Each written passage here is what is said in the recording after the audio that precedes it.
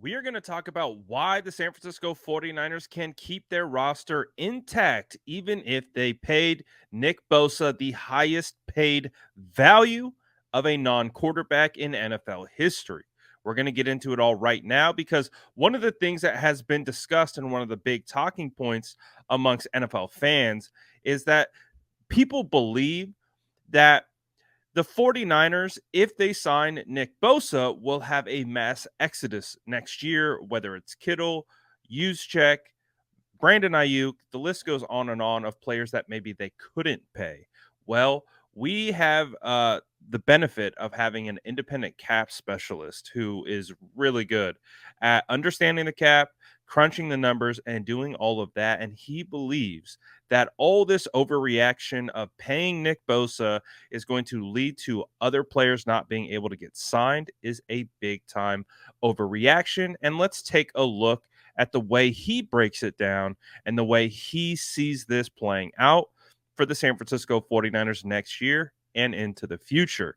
So Jason Hurley of 40 at 49ers Cap on Twitter, he's been doing this for years, and he's got his own website. This is literally what he does in regards to talking about the 49ers. He is a cap guy. He understands it.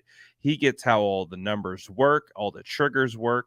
So this is what he has to say in regards to this notion that Nick Bosa getting signed at the value that he is asking for is going to deteriorate the 49ers roster from the inside out. This is what he has to say. He says Bosa's deal won't cost the 49ers any of their core players. 2024 situation is being overblown. They have options when it comes to overreactions. Extend Dre, Greenlaw, Eric Armstead, and Charvarius Ward. Save 27 million plus. Redo Debo, save over 15.8 million. That's over 43 million in cap space that is created just like that. And again, one of the big even me, I've been nervous about this because as we know, this is basically a contract year for Brandon Ayuk. And what is Brandon Ayuk's contract going to be, or is he going to have to walk in free agency next year because of Nick Bosa's deal? Well, Jason also doesn't believe Brandon Ayuk is going to be in trouble at all in regards to re-signing. He believes that the San Francisco 49ers will have the opportunity to re-sign Brandon Ayuk in 2024. He says the team won't lose Ayuk, Kittle, or Juice as a result of these simple extensions and or restructures. And the 49ers have all these available options in order to pull levers so that the San Francisco 49ers can keep their stars. And he also goes on to say this about Brandon Ayuk. He says BA has a $14 million cap hit in 2024. They'll just do a deal that lowers his cap hit in 2024. Likely doesn't happen until August 2024. So basically, what he is saying is because right now the 49ers picked up Ayuk's fifth year option next year, if they restructure and extend, or not restructure, but if they extend Brandon Ayuk at the beginning of next season, they will actually lower his cap hit for 2024. Now, it will get pushed out over a couple years and it'll be higher in future years. But if we're talking about this year, we're talking about next year in 2024, if you extend Ayuk, you can drop that $14 million cap hit that is basically from him potentially playing on the fifth year option.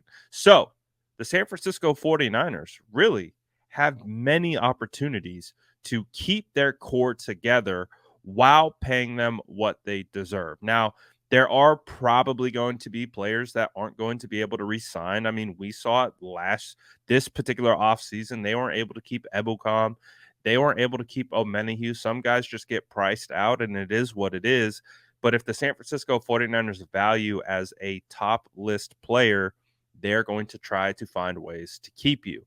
So a lot of the outrage and kind of fan base being upset about Nick Bosa not being paid yet part of it is also tied to the thought process that the San Francisco 49ers can't keep their stars in the coming future. So the thing is, Nick Bosa is going to get paid. We got to wait it out. He's going to do whatever he needs to do to get paid, and we don't have to worry about the future just yet. I mean, eventually we'll have to answer these questions, but right now the 49ers are focused on a Super Bowl window, and they need their best players available. This is basically my reaction to when I found this out. Yeah, I like to hear that. He actually responded to one of my tweets, and this was a phenomenal piece of insight for it all, because at the end of the day, it's hashtag pay Nick Bosa. Get this guy done, because right now we don't know where this guy is, and we got to get him paid. If you like this video, you already know what to do. Comment your thoughts on this contract situation. And as always, make sure to like and subscribe for more updates.